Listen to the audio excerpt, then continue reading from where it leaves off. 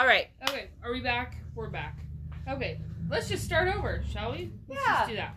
Okay. It's fun. So, welcome back to the shop. We'll lose the small talk. Right. We are here today to talk about putting a flange on your binding, also called the double binding at times. There are different methods for this. We are going to show you the easiest one. Sorry, Or at least what I think is the easiest one. I hand finish my binding.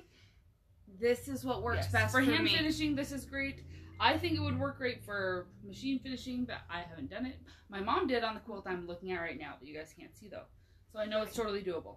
Anyway, looks like we're going the right direction this time. We're good to go. Awesome. So if you don't know what we mean by a flange or a double binding, this is Jen's Witch's Night Out quilt. And you can see we have this gorgeous cream border and this black houndstooth binding, this little orange 3-dimensional strip in here, right here. This is what we call a flange. It's set in with the binding. We do it in a 2-step process. I've seen it done in a 1-step process. But you know, I'm an accuracy nut, and so is Jen. And it's still 2 steps because you still have to sew the 2 together. Yeah, for real. So we're going to go ahead and do it in 2 steps, and we're going to show you how to do it. It's super duper easy.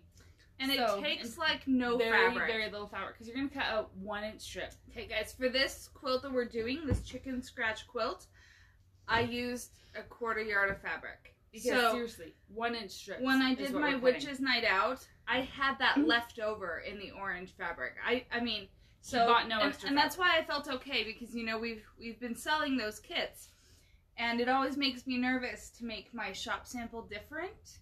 Yes. From what the pattern says, because then people say, well, why isn't mine this way? Yeah, why doesn't it have this? But I felt like I could get away with it on that one because I didn't buy extra fabric for that flange.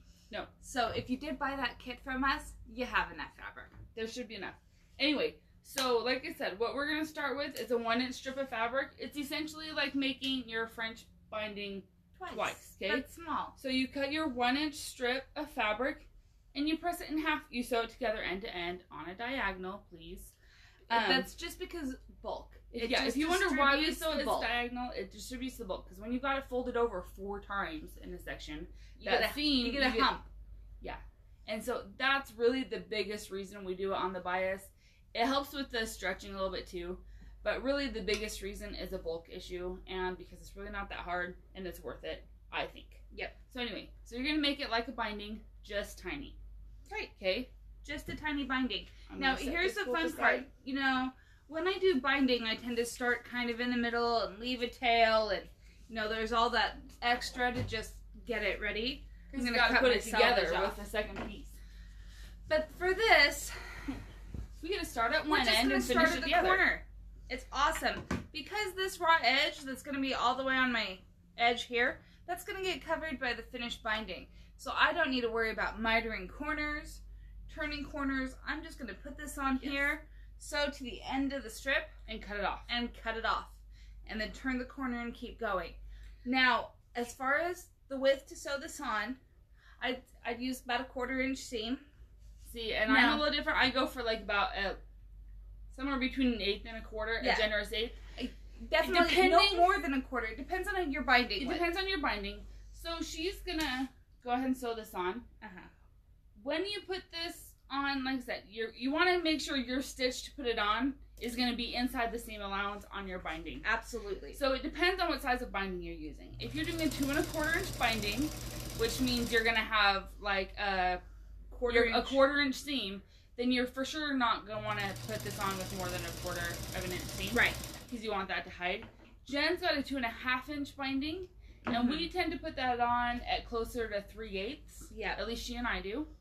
So take that for whatever you find that to be worth.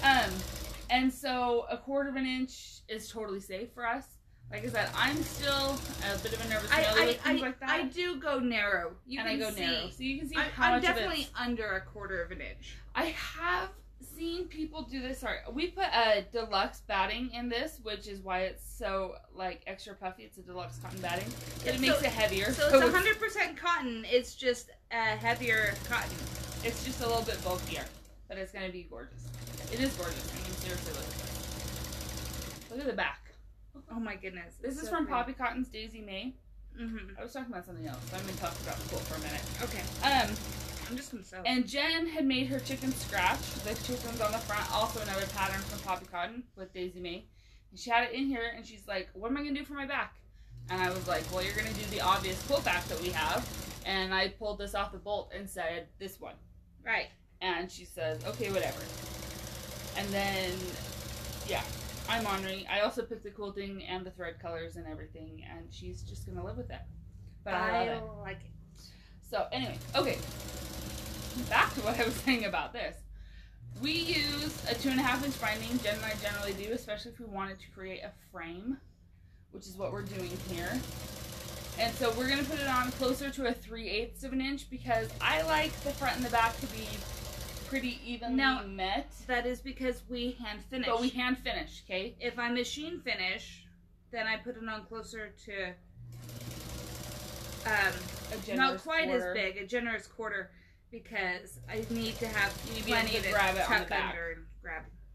Okay, but as she's finishing this, she's not gonna finish. This is gonna take a minute. Right. So what you can see is that we just went all the way to the raw edge, okay? And we're gonna do this all the way to the end. If you're me and anal about things, you probably shouldn't be. I'll do left, right, then top, and then bottom. I will go around in the circle. Jen will go around in a circle. Well, square, yeah. And the raw edges don't matter. Nope. Because the thing is, like, it's gonna get covered up with the fold of the next round, and then the raw edges that are in there are gonna get covered up with the binding.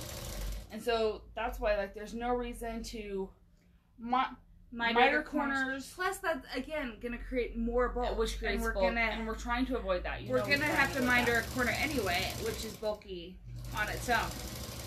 So we're gonna get at least 2 sides of this. Yeah, I want to at least get around the corner. So you can see I was pressing binding up until like she left 7:48 a.m. So normally I have it wound all nice and stuff, and today it's in a pile. It's in a pile because this is what really happens. Right, this is called my life right now. So she's just gonna trim the end right here and just then cut it off and sew it. And because I don't like tails, yes. I'm just gonna pull out and start again. That sounds like you do. Right. Okay, also, sorry, let me make this clear. The folded side goes in towards your quilt. Please. In case that's unclear, the raw edges go to the outside of the quilt, the folded side to the inside of the quilt. Right. In case that happened to be a question. Just want to make sure I answered it. When choosing a flange, it's fun to have something that is slightly different from your quilt or from your binding. In this case, Jen's got this light pink floral. And it's not going to be a super standouty flange, which is totally fine. It's going to be very tonal. I was going to do a navy blue flange, and I went back and forth over and over it, and then changed my mind again. But what it's going to do is she's got her pink and white background, which is adorable. And then we have this light pink floral flange that's going to just really stand out. I mean, it's not going to be a strong standout. It's not the same as how she used the red or navy. But you're not going to see it from maybe 10 feet away. But when you get close, it'll be a pretty detail. And then I went ahead with this dark pink gingham as her binding. Because that's what happens when she lets Liz choose. Well, Jen was teaching a class. And so I get to choose what I do with her quilt. It's kind of fun that way. I was teaching a class, so I didn't have time to shop for myself. So I'm going to bring the camera over and zoom so that they can see closer just what this looks like, okay? All right. We're using my fancy schmancy tiny tripod today. Right. It's pretty cool. Hey, that means you can like set it on the table. I know. Look at that. So here we go. We have one raw edge right there and the other one laying down right on top of it. You guys, that's going to get hidden up until about right here. So see, we've got finished edges all right in, and it's gonna work out beautifully. And like I said, so we have our light pink and white background, this gorgeous little pink floral flange, and when we go to put the binding on, because this flange is about 1/2 inch and the binding's gonna get sewn down at about 3/8, what you're gonna end up with is about 1/8 of an inch of that cute little flange showing. And like I said, it'll be a 3-dimensional element, which is always fun, and it's gonna be really cute. And so we'll just keep going. Yep. All right, let's go ahead and start adding the binding. I'm going to move this right here so they can see. Sweet. Well, maybe having a tabletop one is fun. So, now that we're doing a binding, we are going to start in the middle of the quilt. Right. Because I like to match up my binding perfectly at the end. So we'll do that later. So I'm just going to start here because I want to make it around the corner and show you guys, well, how that works. Get my tail tucked under. Tuck my tail. I'm a dork, sorry.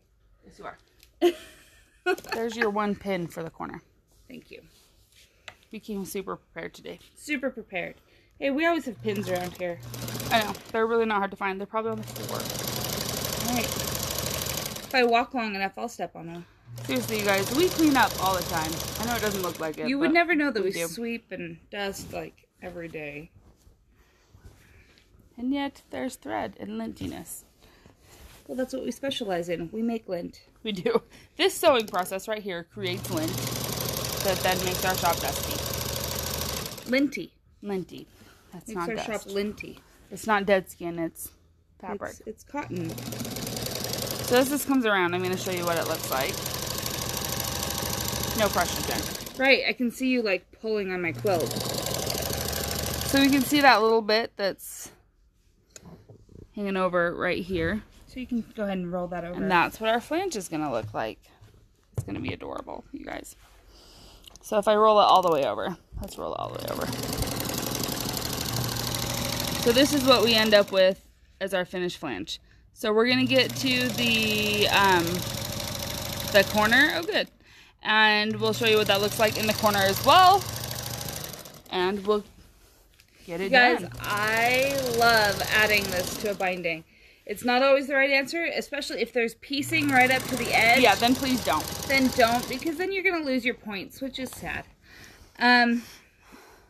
But when you have a 4-inch border like I do here, especially when it's this big 4-inch background fabric border, right? It's totally a fantastic little extra element. It's like adding another border without adding another border. Now she just tied off her corner, right, on the binding.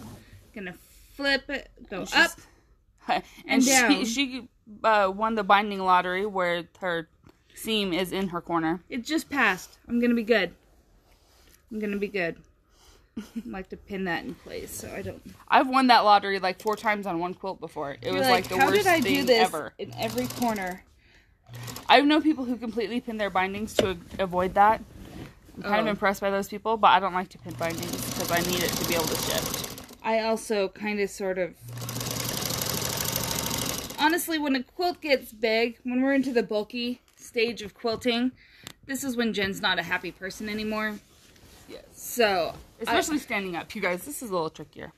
Well, and my cord here for my featherweight is short. And so, ideally, I'd have this machine, like, out here. But... We have to have it right here on the edge. But I gotta have... Because I'm at a counter height table. Woo! I just took it out of the tripod. Okay, let's show you what this corner looks like now. So as we flip it around, which is what I'll do it for you. Sorry. It's hard with one hand. I have to hold the camera too. I have to go this way first and then that way. Thing went weird.